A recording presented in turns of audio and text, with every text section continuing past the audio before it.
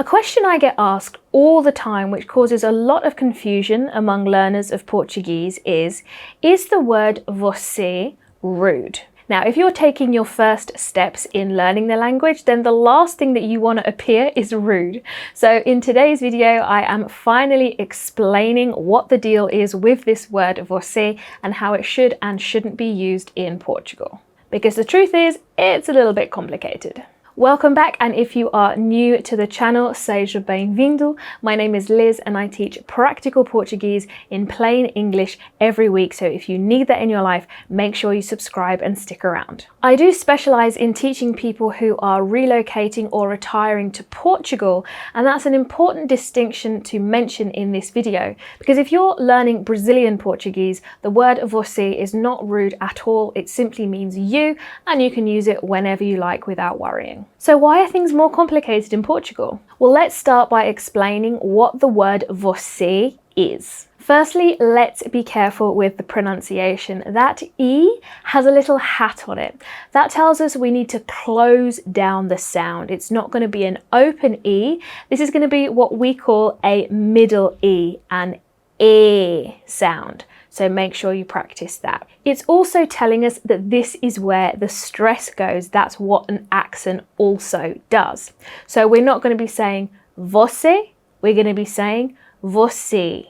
A closed down E sound with the stress on the E. If you need more help with your pronunciation, I do have a free guide that is linked in the description that covers the 7 most difficult sounds in Portuguese, so definitely check it out if you need some more help. So você is a personal pronoun. That means it stands in for a person when we're speaking, like the words I, they, we. Now, grammatically, você is the one that stands in for you, formal. So let's conjugate a verb and see where it comes up. We'll use the verb falar. Eu falo. I speak. Tu falas.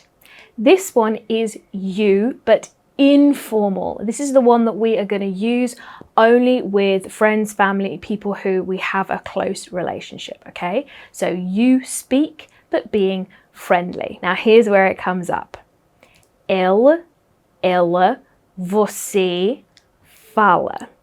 So this is he, she, and technically you formal speak. So it makes sense that we would think that this word is actually the most polite one you could use for you. So why would some people take offense if you refer to them as você? Here's where the confusion arises. To find the answer, we have to look back in history. So back in the day, people who were of a higher social status would be referred to as o senhor or a senhora. So as time went on, if you were using the word você instead of those titles, you could be implying that the other person is beneath you. In 1956, the linguist Nuances wrote the following. Although você is used between equals, it is also used with people who are of an inferior social status, many times pejoratively, to indicate that the person being spoken to does not deserve to be called senhor.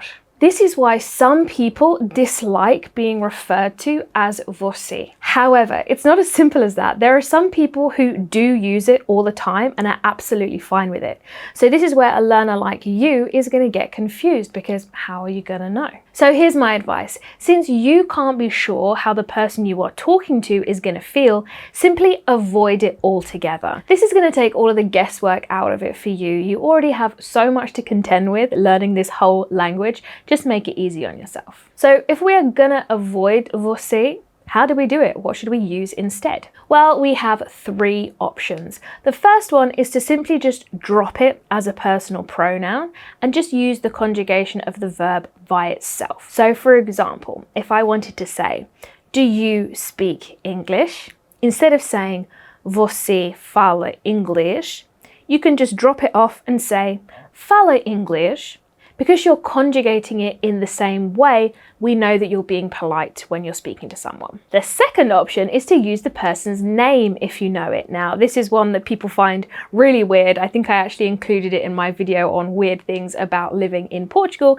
But yes, people do often speak in the third person, and this is them being polite. So if I was talking to someone and I knew their name was Maria, I could say, a Maria fala inglês?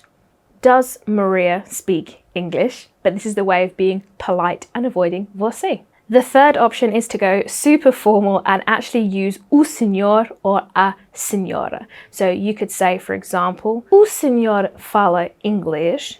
Does the gentleman speak English? Now, this feels super formal to us, but again, this is the way the Portuguese do it, particularly if you're speaking to somebody older than you or who's in a position of power. This is a really good bet to go with because you're going to sound really polite. It will take a bit of practice to get your head around this, but mastering how to do this is going to make you feel so much more comfortable speaking Portuguese because you're going to know that you are being polite. I hope you found today's lesson helpful, and if you need more help with your conversation skills in Portugal, if you are just getting started, then my free 1-hour lesson for beginners is linked in the description. We tackle pronunciation, basic grammar, and how to understand locals on the street, so definitely check that out next if you haven't already. I'll be back next week with more tips and tutorials to improve your confidence and conversation skills, so make sure you're subscribed so you don't miss a thing.